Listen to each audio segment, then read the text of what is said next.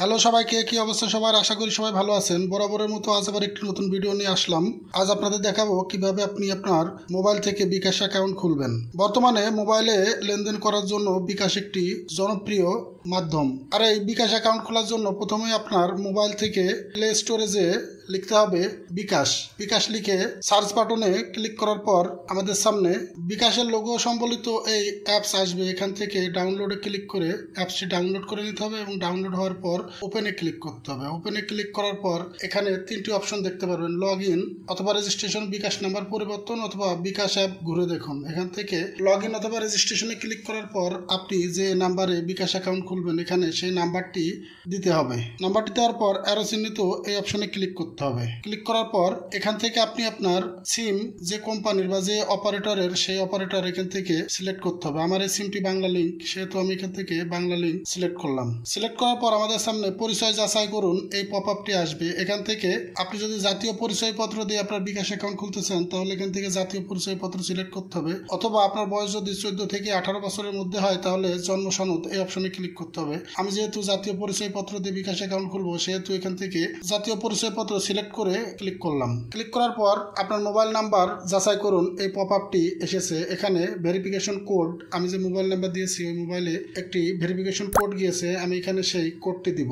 কোডটি দেওয়ার পর বিকাশের কিছু শর্তাবলী আছে, এখানে সেই শর্তাবলীগুলো লেখা আছে। আপনি চাইলে এই শর্তাবলীগুলো পড়তে পারেন, পড়ে তারপর নিচের দিকে আরো চিহ্নিত এই অপশনে ক্লিক করতে হবে। আমি এখান থেকে আরো চিহ্নিত এই অপশনের উপর ক্লিক করলাম।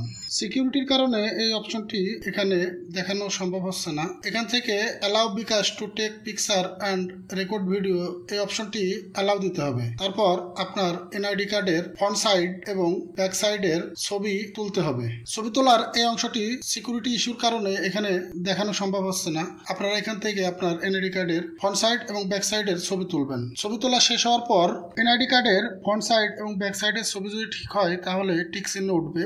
টিক চিহ্ন ওঠার পর পরবর্তী ধাপে আসবে, এখান থেকে আপনার ব্লাড গ্রুপ দিতে হবে। আমি এখান থেকে ব্লাড গ্রুপ দিলাম। তারপর জেন্ডার সিলেক্ট করতে হবে, আমি এখান থেকে জেন্ডার সিলেক্ট করলাম। তারপর এখান থেকে আপনার আয়ের উৎস সিলেক্ট করতে হবে। আপনার আয় কোন মাধ্যম থেকে, এখান থেকে সেই মাধ্যমটি সিলেক্ট করতে হবে। আপনি যদি চাকরি করেন তাহলে বেতন দিবেন, ব্যবসা করলে ব্যবসা দিবেন, ব্যক্তিগত সঞ্চয় থাকলে সঞ্চয় দিবেন। এভাবে আপনি আপনার আয়ের উৎস এখান থেকে সিলেক্ট করবেন। আমি এখান থেকে আয়ের উৎস সিলেক্ট করলাম। এখান থেকে লেনদেনের পরিমাণটি সিলেক্ট করতে হবে।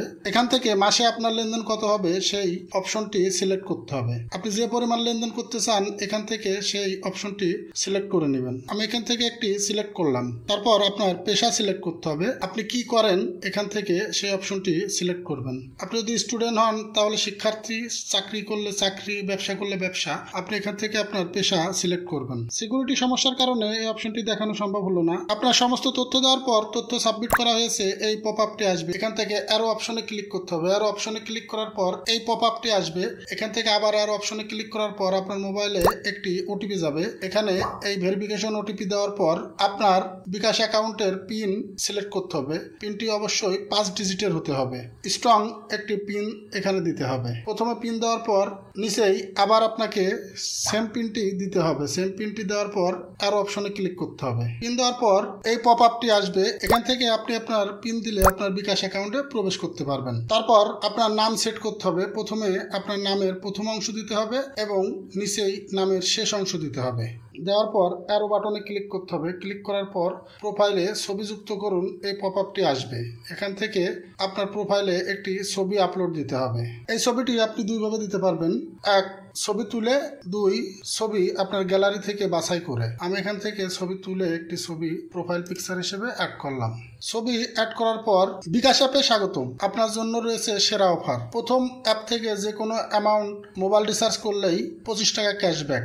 এখান থেকে চাইলে আপনি রিচার্জ করতে পারেন অথবা উপরে ক্রসে ক্লিক করে কেটে দিতে পারেন। আমি এখান থেকে ক্রসে ক্লিক করে কেটে দিলাম। এখান থেকে ঠিক আছে ক্লিক করুন। ক্লিক করার পর আপনার বিকাশ অ্যাকাউন্ট কমপ্লিট। এখন আপনি আপনার বিকাশ অ্যাকাউন্ট থেকে যে কোনো লেনদেন করতে পারবেন যদি সাথে সাথে বিকাশ টিম আপনার অ্যাকাউন্টটি অ্যাপ্রুভ করে। আর যদি অ্যাপ্রুভ না করে তাহলে আপনাকে 24 থেকে 48 ঘন্টা অপেক্ষা করতে হবে। তো এই ছিল আজকের ভিডিও। আশা করি ভিডিওটি আপনাদের ভালো লেগেছে। আর যদি ভালো লেগে থাকে অবশ্যই চ্যানেলটিকে সাবস্ক্রাইব করবেন এবং এই ধরনের নতুন নতুন ভিডিও পেতে পাশে থাকা বেল আইকনটি অন করে আমাদের সাথেই থাকবেন। ধন্যবাদ সবাইকে ভিডিওটি সম্পূর্ণ দেখার জন্য।